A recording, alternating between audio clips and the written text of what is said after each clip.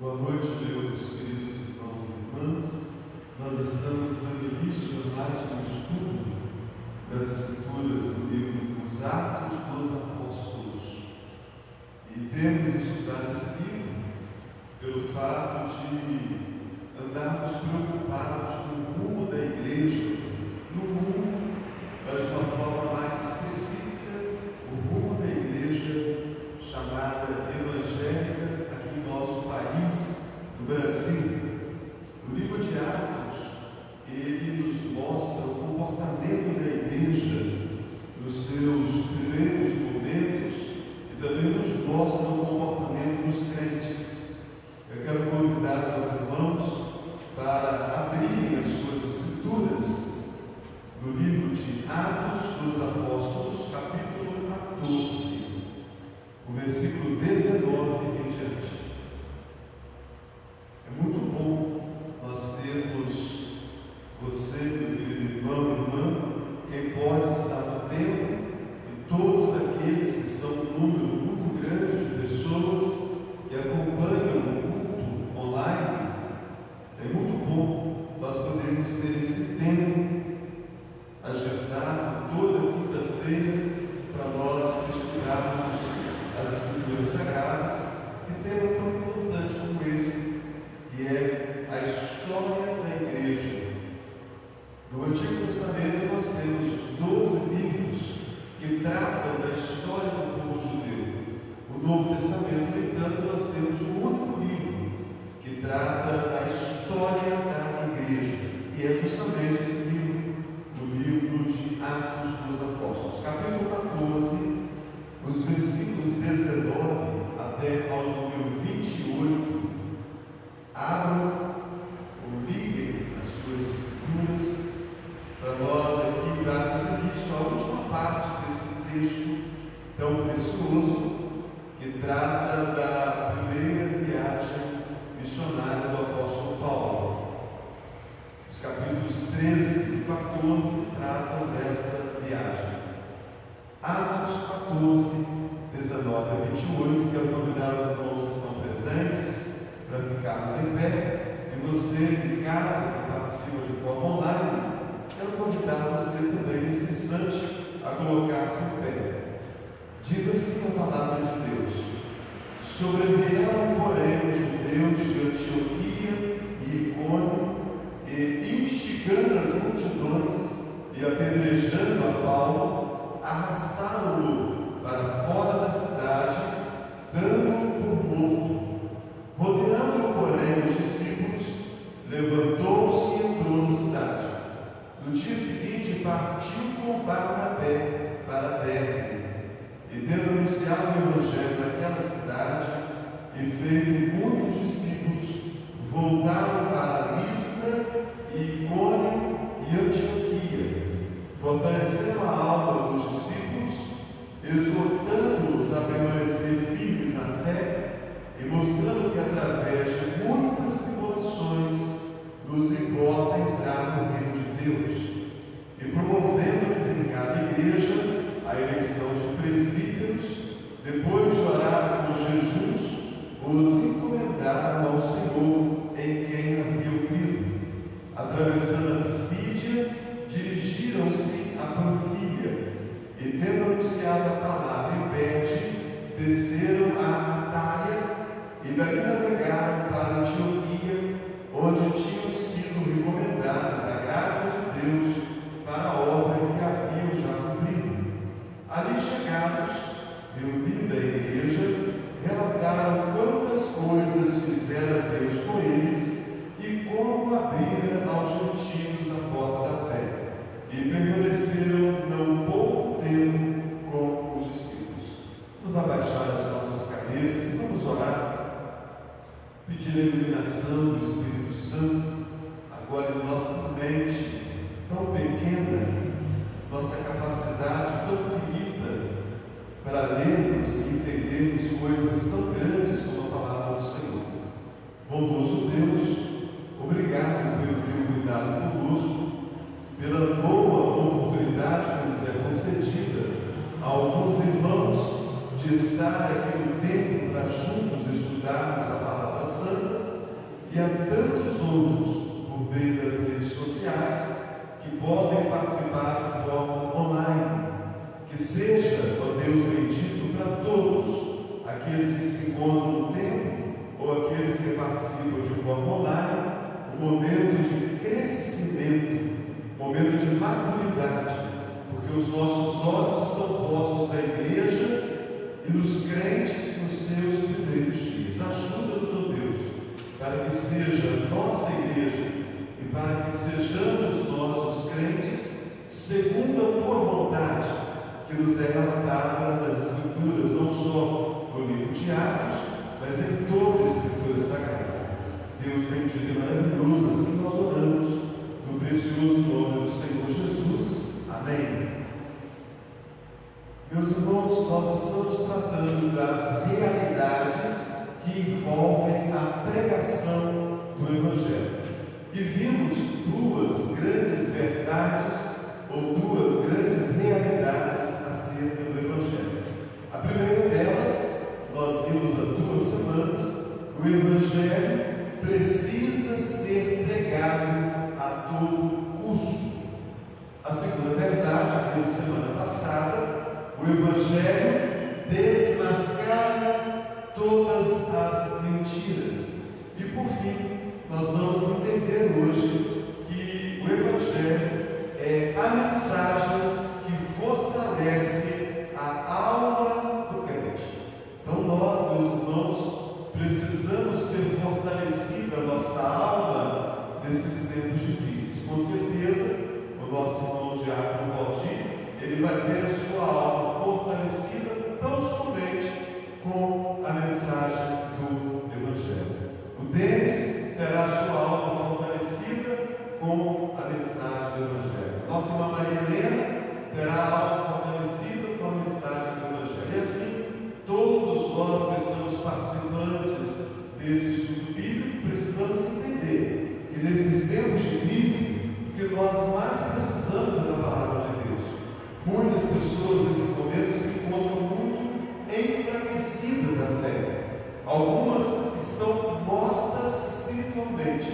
E o segredo para que possam reviver aqueles que estão mortos é a palavra de Deus. Só a palavra de Deus pode reviver o morto. Só a palavra de Deus é refrigério para sustentar o crente nos tempos difíceis.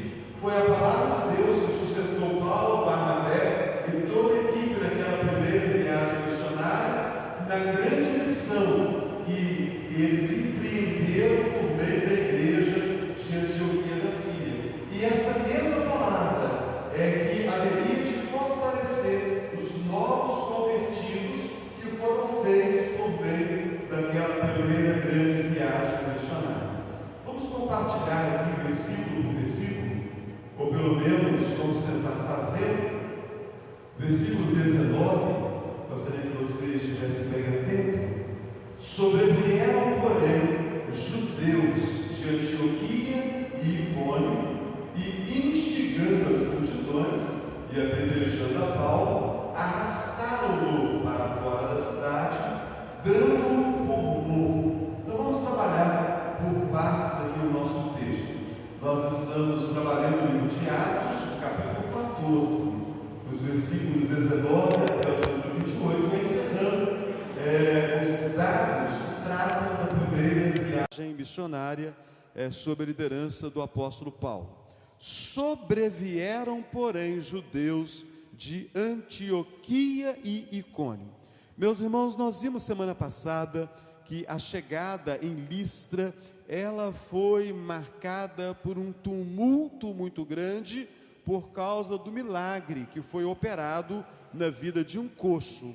Esse milagre operado por Paulo, que prega a palavra e com uma palavra de autoridade ordena aquele homem que ele ficasse em pé, que ele andasse, um homem que era paralítico desde o seu nascimento. Nós vimos semana passada que Lucas, sendo médico, ele fez questão de frisar isso aqui com 3 expressões. Ele diz: certo homem aleijado, certo homem paralítico desde o nascimento, certo homem que jamais pudera andar. Então nós temos um milagre genuíno, e isso provocou uma reação no povo, que teve a Paulo e Barnabé por deuses, por Júpiter e Mercúrio, segundo as crenças deles, e segundo uma fábula que havia, que esses deuses haviam encarnado num certo tempo e haviam visitado aquela região. Então é em meio a toda esta excitação que está o povo de Listra, que chegam à cidade judeus de lugares que Paulo já havia passado. Nós já estudamos anteriormente a Antioquia, não a da Síria, a Antioquia da Pisídia e Icônio. Eram cidades das quais Paulo, Barnabé e a sua equipe missionária já haviam passado. E agora esses judeus estão ali em Listra, e esses judeus vão trazer uma perturbação muito grande para o apóstolo Paulo e toda a sua equipe. A questão que tem sido levantada, meus queridos irmãos e irmãs, é a seguinte: o que levou, ou o que levara aqueles judeus a pararem na cidade de Listra? Quais foram os motivos que os levaram de Antioquia e de Icônio para Listra, onde Paulo estava pregando o evangelho? São duas as possibilidades apresentadas para que esses judeus encrenqueiros, esses judeus inimigos de Paulo, inimigos do evangelho, estivessem ali em Listra. A primeira é que eles estavam seguindo, sim, deliberadamente Barnabé e Paulo. Onde quer que Barnabé e Paulo fossem, eles estavam dispostos a ir para destruir as obras que eles realizassem.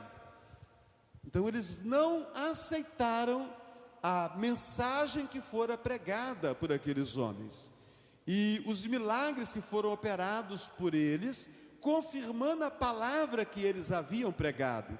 Então, o primeiro motivo que estudiosos têm apresentado para que esses judeus de cidades que Paulo já havia passado, cidades de mais de 100 quilômetros, para que eles estivessem ali, era um ódio consumado contra os apóstolos.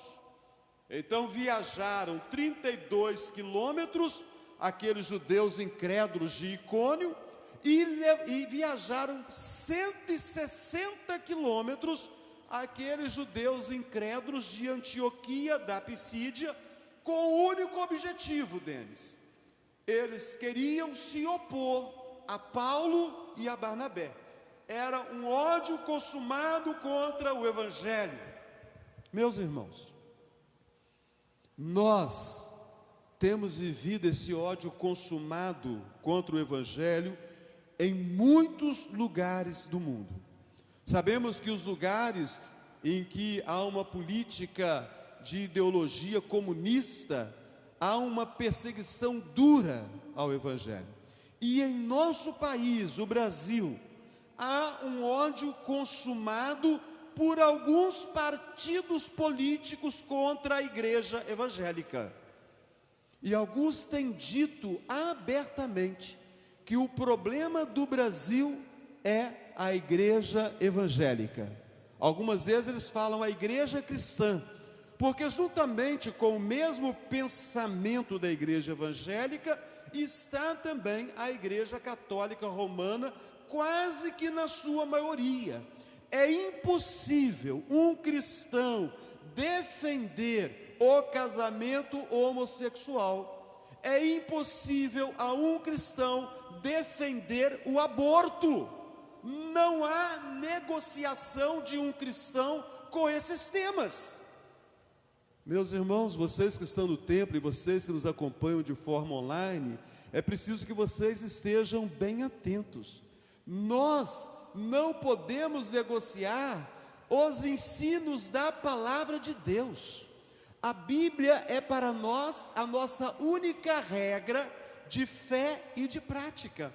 Nós não podemos, para ficarmos bem com todo mundo, negociarmos os valores absolutos da palavra de Deus. E tem muito crente. Hoje nós vivemos o chamado mimimi. Qualquer coisa que você falar ou escrever nas redes sociais e desagradar a um grupo, pronto, já foi feito um mimimi. E então vem declarações e declarações, geralmente ofensivas, contra aquele que pensa diferente.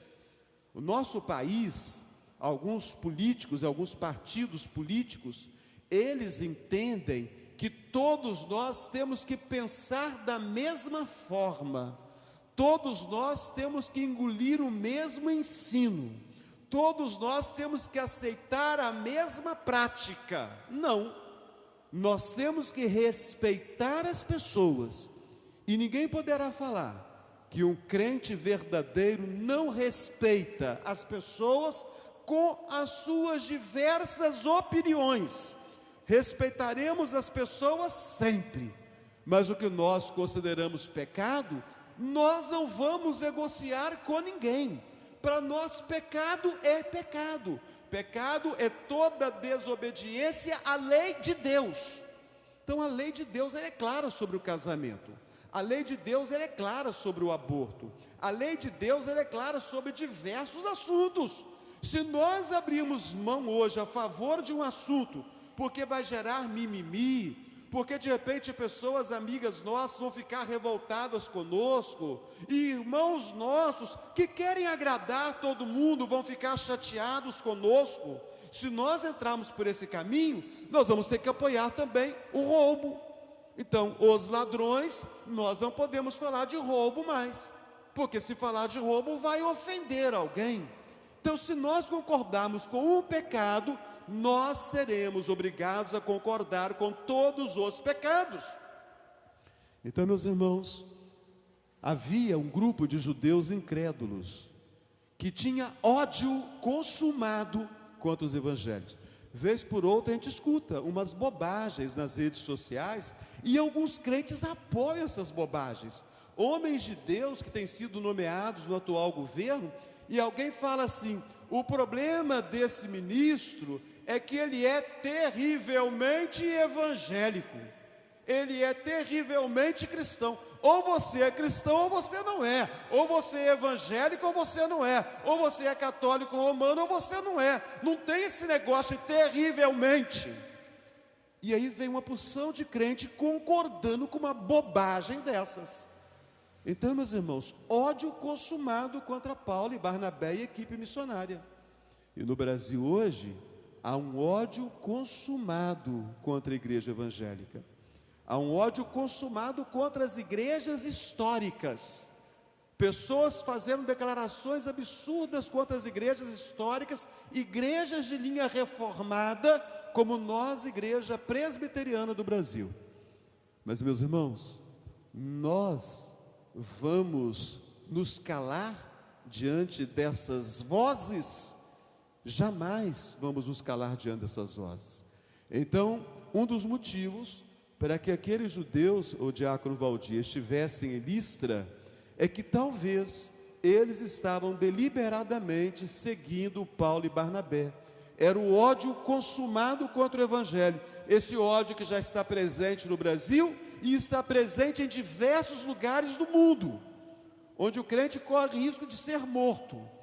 Aqui por enquanto não, só somos alvo do achincalhamento de alguns, que vão falar de nós as coisas mais terríveis, ou que vão nos ignorar, ou que vão tentar nos envergonhar de alguma forma, tentando fazer chacota com a nossa fé.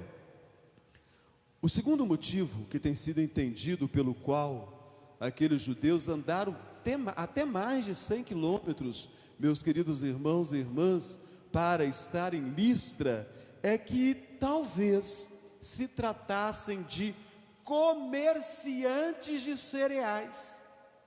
A região que cercava Listra era uma grande zona produtora de cereais, e pode ser que eles saíram de suas cidades para comprar trigo justamente para levar de volta às suas cidades. Então saíram de Antioquia da Pisídia e saíram de Icônio para comprar trigo em Listra, porque a região era grande produtora de cereais, de grãos, e para levar esse trigo de volta à sua cidade.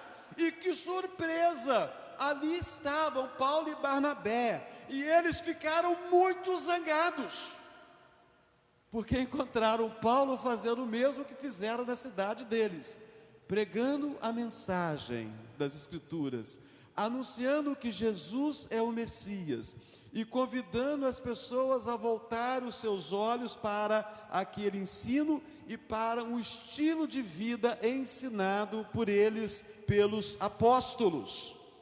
Então, poderiam ser desses dois motivos, um deles, aquele que fez com que esses judeus saíssem até de mais de 150 quilômetros para estar ali na cidade de Listra. E como já odiavam a Paulo e Barnabé por causa da mensagem do Evangelho, então manifestaram o seu ódio também naquela cidade. A parte B do versículo 19, e instigando as multidões e apedrejando a Paulo. Meus irmãos, Lucas, ele não fornece a nós os detalhes específicos de como aqueles judeus incrédulos fizeram isso, como que eles instigaram as multidões.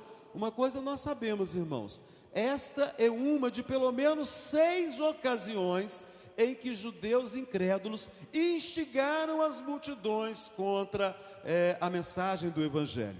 No capítulo 13, se você voltar umas 2 folhinhas da sua Bíblia, você vai encontrar no versículo 50, que os judeus instigaram mulheres piedosas de alta posição e os principais da cidade, e levantaram perseguição contra Paulo e Barnabé, expulsando do seu território. No capítulo 16, que nós vamos estudar, vocês vão ver o caso de uma jovem adivinhadora, que dava muito lucro para os seus senhores, e de como os judeus instigaram as multidões contra a pregação do Evangelho. No capítulo 17, Paulo vai estar em Tessalônica, e ali novamente os judeus vão instigar as multidões contra o Evangelho. No capítulo 17 também vão estar em Bereia. No capítulo 19 vão estar em Éfeso. Em todas essas ocasiões, os judeus incrédulos vão instigar as multidões contra os apóstolos por causa da pregação do Evangelho. Então, para ter esse poder de instigar as multidões, nós precisamos pensar aqui os recursos que eles tinham. Quais eram os recursos que tinham esses judeus para instigar as multidões? Possivelmente, eles tinham na cidade de Listra o apoio de outros judeus. Quando nós lemos o texto bíblico, nós não conseguimos encontrar na cidade de Listra referência a uma sinagoga judaica. Provavelmente ela existia. Não há uma referência. Talvez não haja essa referência, meus irmãos, porque o texto bíblico nos fala que depois de Antioquia da Pisídia e Icônio, eles entenderam que a mensagem era para ser para os gentios. Não há uma referência à sinagoga judaica aqui, mas com certeza havia uma sinagoga.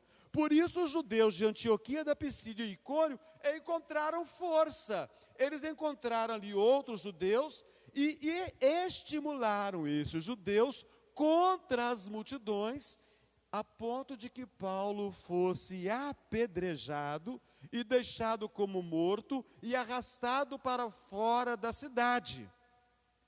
Então é natural nós pensarmos que havia outros judeus na cidade. Possivelmente, a Bíblia não fala, mas havia uma sinagoga ali. Eles tiveram força para se apoderar de Paulo com o fim de o apedrejar.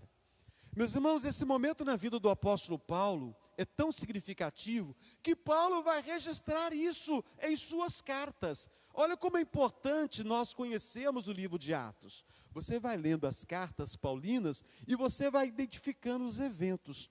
A segunda carta de Paulo aos Coríntios, os irmãos abram as Escrituras. Segunda carta de Paulo aos Coríntios, o capítulo de número 11, os versículos 24 e 25.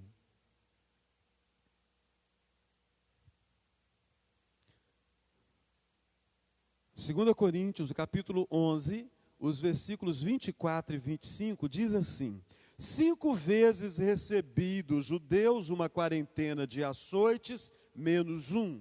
Fui 3 vezes fustigado com varas, uma vez apedrejado, em naufrágio 3 vezes, uma noite e um dia passei na voragem do mar. Então olha só, ele diz aqui, uma vez apedrejado.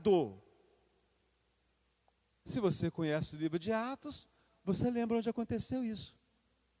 Você consegue associar o texto à cidade de Listra. Você consegue associar o texto aos judeus enfurecidos, aos judeus incrédulos, que saíram de Antioquia da Pisídia, que saíram de Icônio e foram ali para Listra. Vamos continuar o texto. Ainda o versículo 19, eu disse aqui, instigando as multidões, expliquei alguma coisa, mas a parte final dele fala assim, e apedrejando a Paulo, a parte final da parte B desse versículo, e apedrejando a Paulo, aqueles que chamaram Paulo de Deus, agora desejava sua morte. Olha que coisa, nossa irmã Maria Helena, aqueles que chamaram a Paulo de Mercúrio, aqueles que o confundiram com Deus, eles agora o apedrejam, eles agora querem a sua morte. É assim o ser humano. E talvez, meus irmãos e irmãs, você já tenha passado por essa experiência na vida, essa experiência de ingratidão, de falta de conformidade das pessoas em relação a você. Então, de repente, você não atende mais a uma expectativa e você é colocado de escanteio. Agora, não era mais a figura dos deuses encarnados, era um homem pregando uma mensagem contrária àquilo que eles acreditavam. Então, eles não queriam mais saber deste homem, eles queriam que ele estivesse morto. Pregar o Evangelho pode nos deixar, meus irmãos, numa situação assim. Se você pregar o Evangelho a todo custo, não é a qualquer custo, nós falamos isso há 2 semanas passadas. Se você pregar o Evangelho a todo custo, os seus amigos podem te abandonar. Quando eles perceberem que o seu estilo de vida, aquilo que você os convida a fazer, é justamente aquilo que eles têm mais prazer em fazer. Aquilo que você chama de pecado é aquilo que eles mais saboreiam, é aquilo que eles mais gostam. Com certeza, você não vai ser apedrejado. Com certeza, eu não serei apedrejado. Mas nós seremos vítimas de alguma represália. Nós seremos vítimas de alguma atitude contra nós.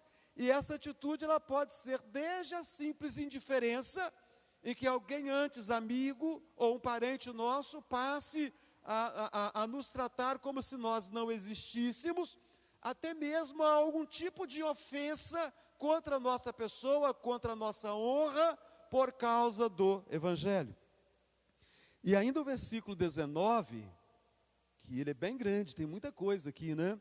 Arrastaram-no para fora da cidade. Arrastaram-no para fora da cidade. Apedrejaram o apóstolo Paulo e o arrastaram para fora da cidade. Por que fizeram isso? Era uma colônia romana. Se tinha uma coisa que os romanos não toleravam, era qualquer tipo de motim. Era qualquer tipo de manifestação contrária à ordem. Qualquer manifestação contrária à ordem poderia ser sufocada de forma muito cruel pelos romanos. Quando eles perceberam o que eles haviam feito, eles tentaram se livrar do corpo. Eles lançaram para fora da cidade. E a parte final, dando-o por morto. Lucas não diz que Paulo estava morto. Então, Paulo não foi ressuscitado. Se alguém fala assim, Paulo foi morto em Listra e Deus o trouxe de volta à vida. O texto bíblico não fala isso. Dando-o por morto, ou seja, eles apedrejaram a Paulo como era o costume do apedrejamento, com a intenção de matar. Foi pedrada mesmo, pedrada na cabeça, pedrada em tudo quanto é parte do corpo, e a ideia é que ele estivesse morto. Eles o deram por morto. Eles o apedrejaram, o diácono Valdir, não foi para machucar não, é para que eles morressem, para que ele morresse mesmo. E o arrastaram, porque eles o deram como morto. Então, meus irmãos, o texto não fala que ele estava morto. No versículo 20, rodeando-o, porém, os discípulos, porque levaram para lá, se desfizeram do corpo e voltaram para a cidade. Os discípulos não. Rodeando-o, porém, os discípulos, levantou-se. Quem levantou-se? Paulo. E entrou na cidade. Meus irmãos, muitos leem esse texto e ficam maravilhados com o milagre de Paulo ter sobrevivido ao apedrejamento. Mas, meus irmãos, há algo muito maior do que isso. Não é esse milagre de Paulo levantar-se do apedrejamento que deve nos fazer ficar motivados acerca da mensagem do Evangelho. O que deve chamar a nossa atenção, o fato que deve sobressair aqui, meus irmãos e irmãs, é a total intrepidez de Paulo. Assim que Paulo recupera a sua lucidez, porque, gente, ele levou pedrada na cabeça, isso deve doer muito.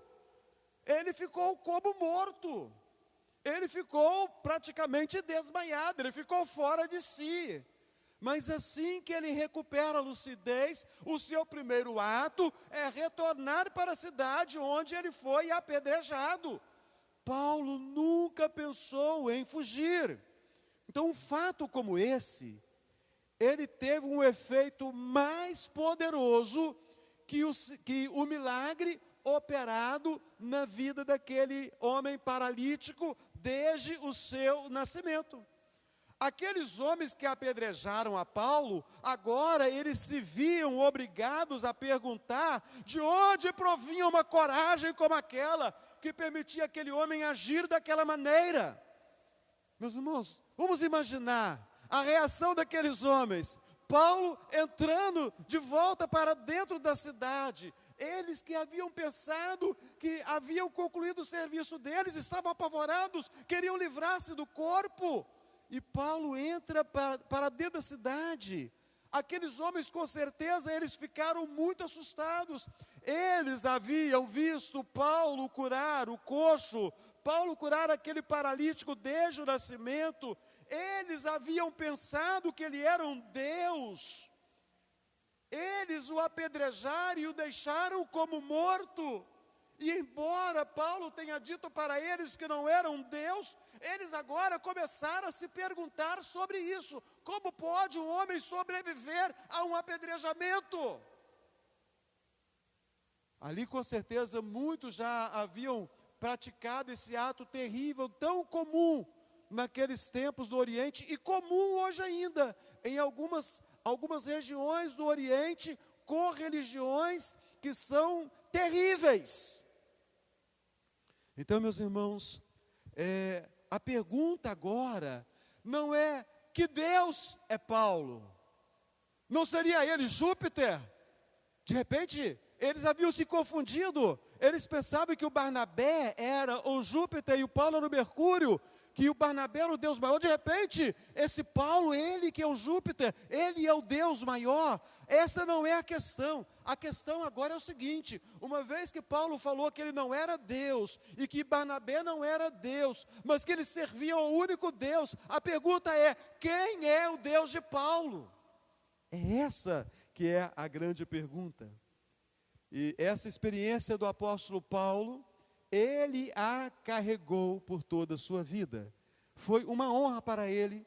O livro aos Gálatas nos diz isso, capítulo 6, o versículo 17, Gálatas 6, o versículo 17, Paulo relatando a sua experiência, lembrar que a carta aos Gálatas é justamente daquela região ali da Galácia, onde Paulo faz a sua primeira viagem missionária.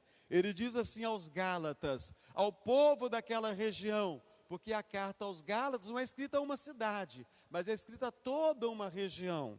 Quanto ao mais, ninguém me moleste, porque eu trago do corpo as marcas de Jesus. Ô Denis, não é significativo esse texto escrito aos Gálatas, esse evento acontecido na região da Galácia? É claro que Paulo está fazendo referência àquele apedrejamento que ele sofreu ali na Galácia. Então, meus irmãos, essa com certeza é uma referência ao apedrejamento acontecido em Listra.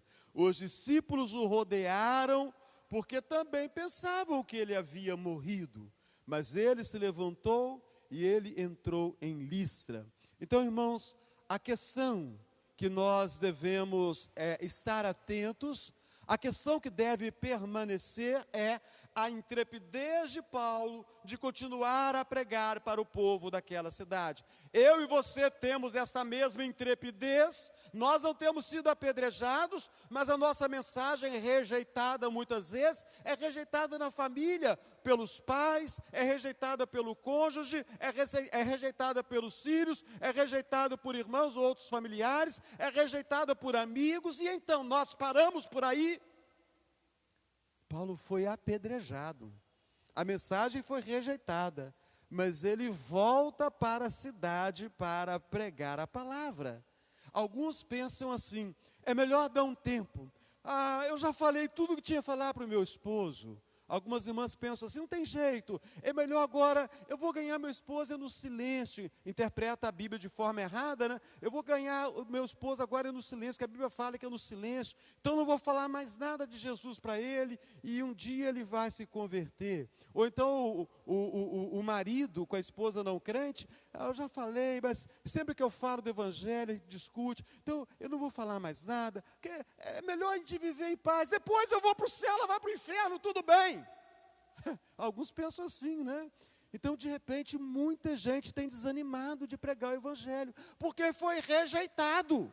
Mas você não foi apedrejado, eu não fui apedrejado. Aquele que tem o Espírito de Deus tem intrepidez para pregar a palavra. Então, meus irmãos, esse texto nos convida a avançarmos na pregação do Evangelho. A questão é, até onde nós amamos a nossa família? Até onde nós amamos os nossos amigos? Até onde nós amamos o próximo? Jesus disse, amarás o Senhor teu Deus de todo o teu coração, de toda a tua alma, com todas as suas forças, e amarás ao teu próximo como a ti mesmo. O próximo é o próximo. É pai, mãe, tio, tia, prima, vizinho, colega, o desconhecido que eu me deparo com ele na rua.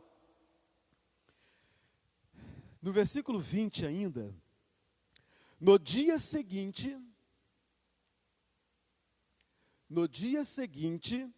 partiu com Barnabé para Derbe. No dia seguinte, partiu com Barnabé para Derbe. A última cidade, aqui no percurso dessa primeira viagem, onde eles anunciaram o Evangelho. Então, nós que precisamos aprender sobre as viagens do apóstolo Paulo, então você já sabe a última cidade. Então, Derbe é a última cidade desse percurso. Uma cidade fronteira à província da Galácia.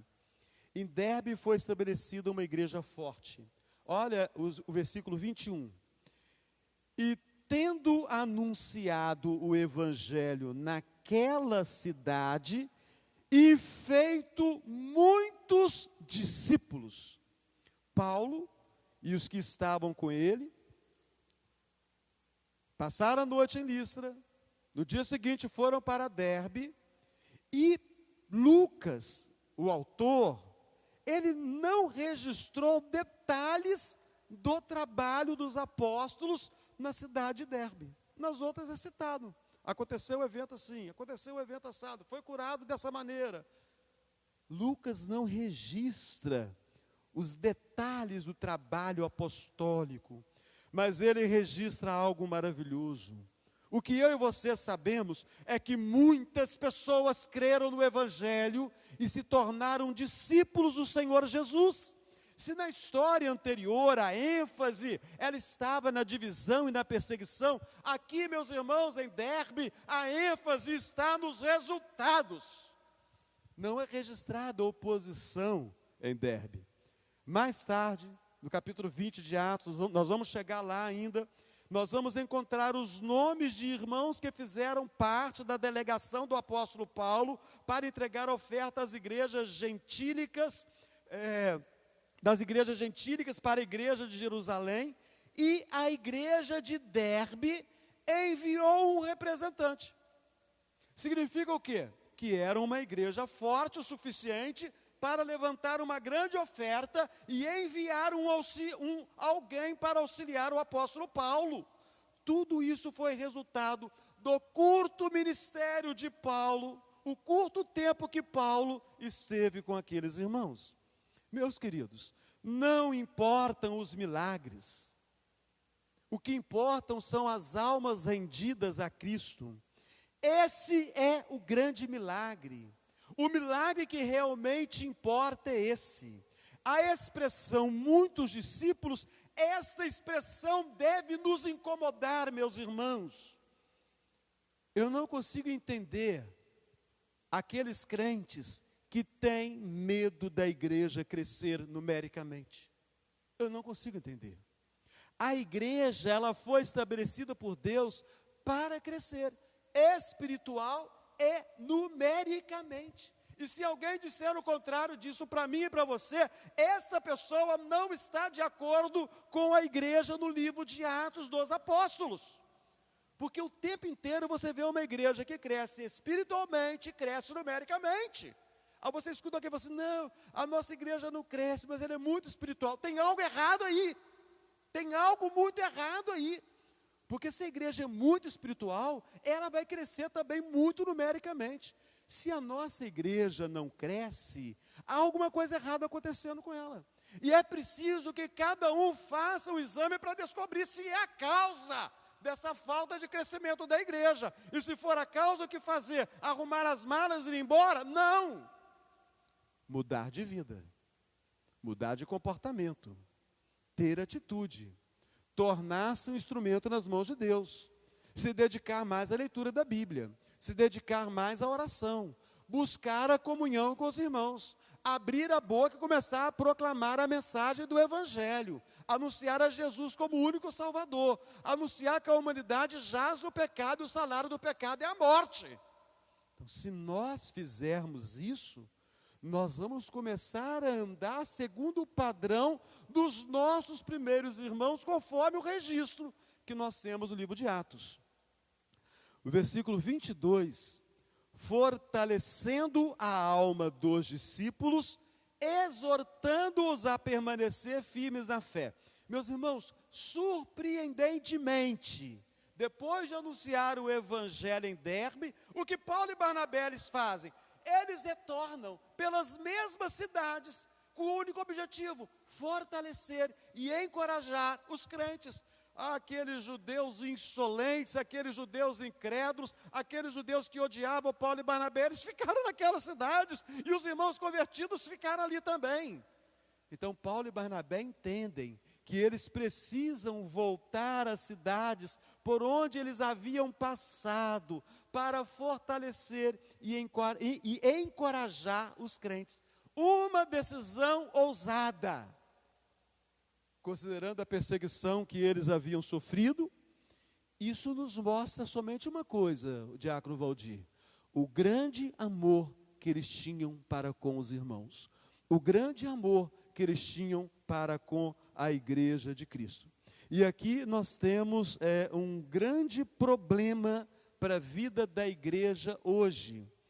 A igreja, ela sempre recebe membros, e a igreja sempre perde membros.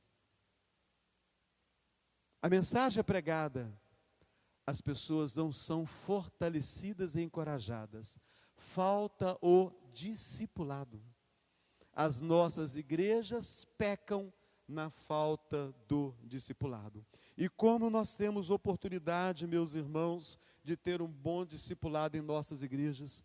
A Igreja Presbiteriana do Brasil, vamos falar da nossa denominação, que conhecemos bem, mas cada denominação dos irmãos que participam neste momento online e assistem ao nosso estudo tem a sua própria estrutura.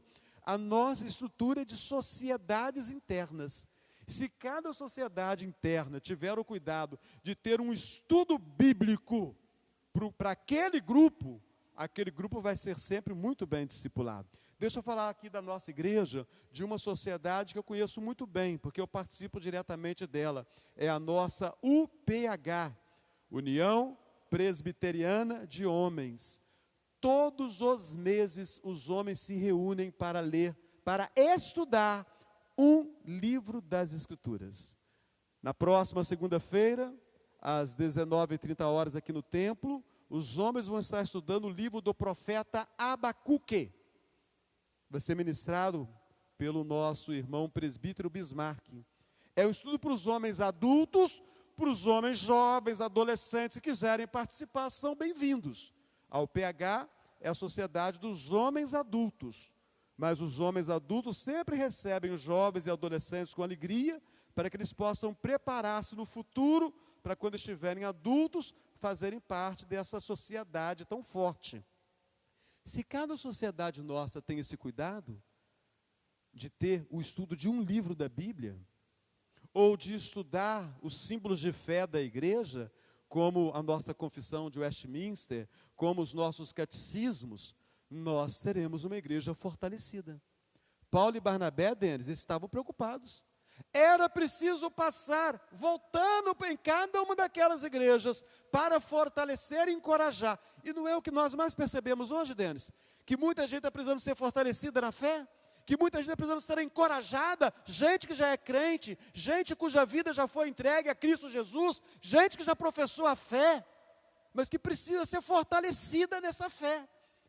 Então, quando nós olhamos para as Escrituras, nós vemos isso, nós vemos as falhas da nossa igreja. A igreja evangélica hoje, a igreja presbiteriana do Brasil e as demais igrejas, nós temos falhado numa área importantíssima. Eles voltaram fortalecendo e encorajando aos irmãos à fé. O versículo 22 ainda, e mostrando que através de muitas tribulações nos importa entrar no reino de Deus. Então Paulo dizia francamente para eles que para entrar no reino dos céus, eles iriam atravessar muitas aflições. Paulo não ofereceu um caminho fácil. É muito lamentável hoje, em nossos dias, a entrada no reino dos céus, ela tem sido apresentada de uma forma tão banal, fala-se muito em aceitar Jesus, mas não se fala sobre a importância de permanecer firme na fé, a despeito das muitas, e serão muitas, as tribulações que os crentes passarão. Então, aquele que se entregou aos cuidados de Cristo, passa por tribulação, passa por dificuldade. Somente a palavra de Deus, ela pode fortalecer a alma dos crentes, que permanecerem firmes na fé, enquanto passam por várias tribulações. É o nosso tema de hoje. O terceiro grande ensino dessa viagem missionária é que somente a palavra de Deus tem o poder de fortalecer a alma dos crentes. Então aqueles irmãos foram fortalecidos por meio da palavra que Paulo e Barnabé, ao retornar naquelas cidades, anunciou àqueles irmãos. O versículo 23...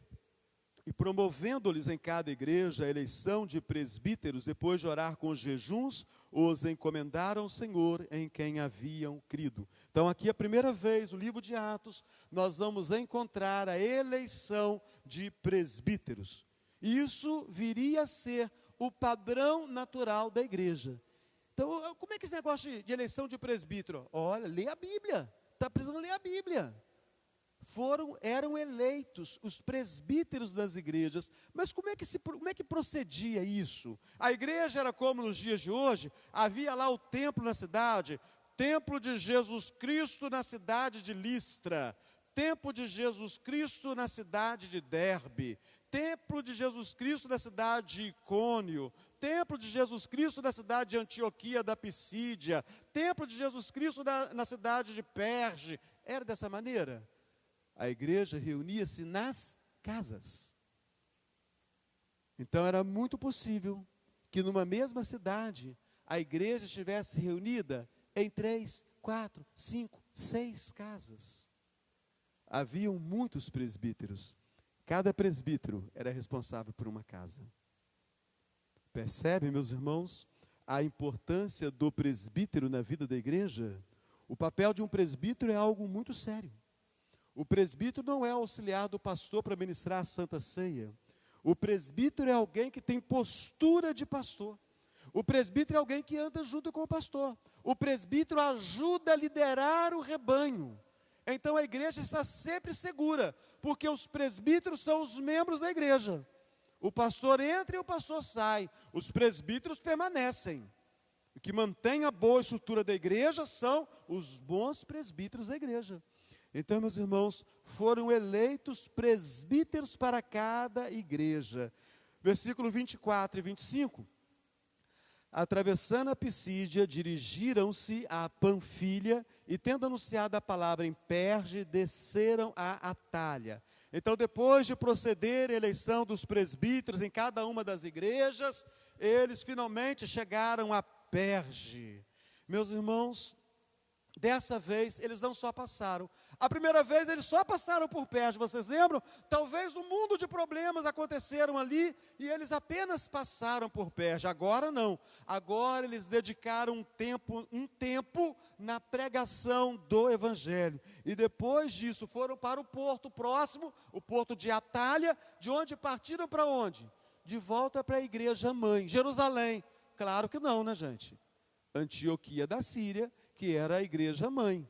Então a filha de Jerusalém agora era uma poderosa igreja missionária. Os versículos 26 a 28, e dali navegaram para Antioquia, onde tinham sido recomendados a graça de Deus para a obra que já haviam cumprido. Aqui, meus irmãos, é importante que ninguém pode fazer a obra de Deus à sua própria maneira. Você faz a obra de Deus sob a orientação da igreja. Então você não faz a obra, eu vou sair, vou pregar o evangelho, eu vou na cidade. Não é assim que funciona. A obra de Deus é bagunçada, não. Há uma igreja mãe, há uma igreja que vai enviar, há uma igreja que vai direcionar, há uma igreja para quem você tem que prestar relatório, para quem você tem que dar satisfação. Há irmãos que precisam saber o que está acontecendo. Há irmãos que estão com os joelhos dobrados, que estão orando, que estão clamando, que estão, como alguns dizem, segurando as cordas quando alguns descem aos poços para pregar a palavra. Esses irmãos precisam saber o que está acontecendo.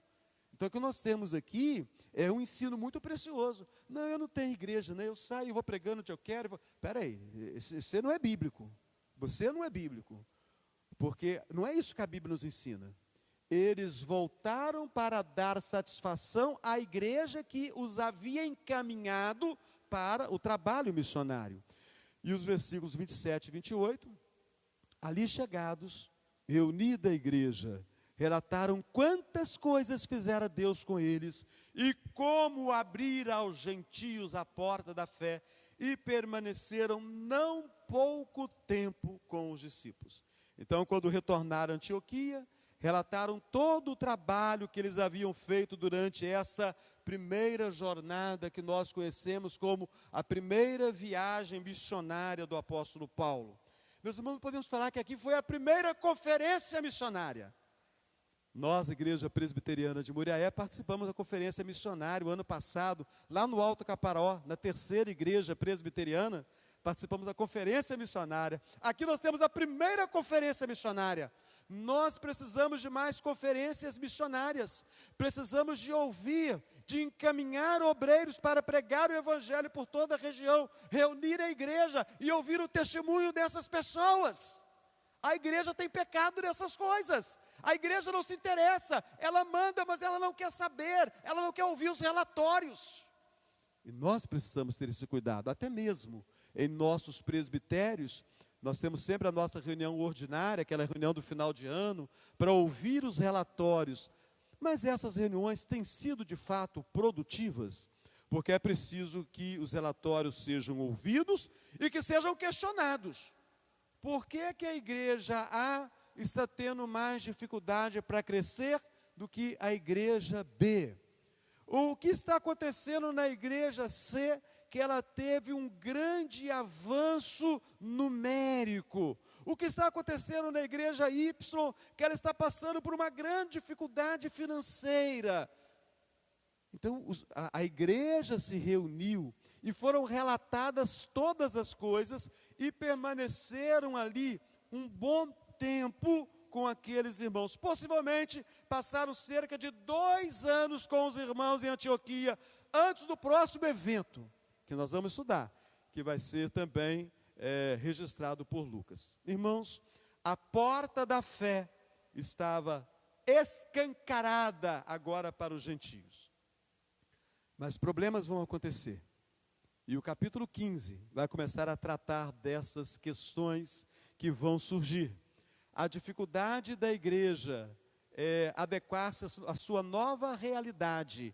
Agora o número de gentios vai começar a superar o número de judeus. E o comportamento, a relação entre judeus e gentios. Mas isso é assunto para daqui a alguns dias. Irmãos, que coisa boa. Vocês que estão no templo aqui, vocês que acompanham de forma online, poder compartilhar com vocês os capítulos 13 e 14. Você já sabe, a estrutura de Atos dos Apóstolos, capítulo 13 e 14, a Maria Helena sabe, primeira viagem missionária. Que coisa bacana, né? Eu quero fazer um desafio a você. Você precisa saber falar o nome de cada cidade pela ordem e saber falar o que aconteceu nessas cidades.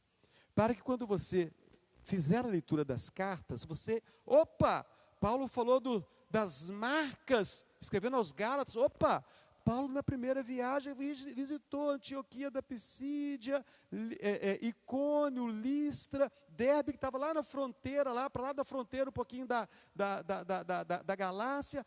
Espera aí, Paulo pode estar falando do apedrejamento que ele sofreu lá em Listra. E isso é possível, irmãos. Basta estudar e ter boa vontade. Para as 2 próximas semanas, eu vou ter um para casa. Semana que vem, nós vamos fazer um parêntese, para que vocês todos possam recuperar tempo. Então, eu não vou dar sequência no estudo, porque eu preciso que vocês, que estão aqui no templo, e vocês que acompanham de forma online, saibam citar as cidades pelas quais Paulo passou em sua primeira viagem missionária. A tarefa é simples. Capítulo 13 e 14. Você vai ler. Você vai ler, você vai ler, você vai ler, por 2 semanas. E você vai fazer anotações. Você vai fazer a primeira leitura, capítulo 13 e 14. A segunda leitura, capítulo 13 e 14. A terceira leitura, capítulo 13 e 14. Você vai pegar um papel e vai escrever tudo que você aprendeu do capítulo 13 e 14. Você vai ler novamente. Você vai anotar o nome das cidades. Vai ler 1, 2, 3 vezes. Vou anotar o nome das cidades que Paulo passou. Vou ler novamente. E você vai anotar o quê? O que aconteceu nessas cidades. Algumas coisas aconteceram. Tem cidade que aconteceu coisa, tem cidade que não aconteceu nada.